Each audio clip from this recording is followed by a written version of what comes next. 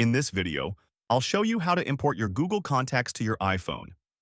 Start by opening your browser and going to contacts.google.com. Make sure you're signed into the correct Google account. Next, on your iPhone, open Settings. Use the search bar and type Contacts. Tap the Contacts app from the results. Now select Accounts. If your Gmail account is already added, tap it. If not, tap Add Account. Choose Google and sign in using the same account you checked earlier. Once you're inside your Google account settings, make sure the toggle for Contacts is turned on. A pop-up may appear asking what to do with your existing contacts. Tap Keep on my iPhone. Give it a few seconds since Google Sync can sometimes take a moment.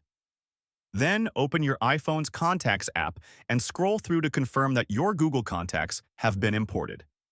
If nothing appears right away, try closing and reopening the Contacts app or refreshing by pulling down at the top. And that's how to import Google Contacts to your iPhone.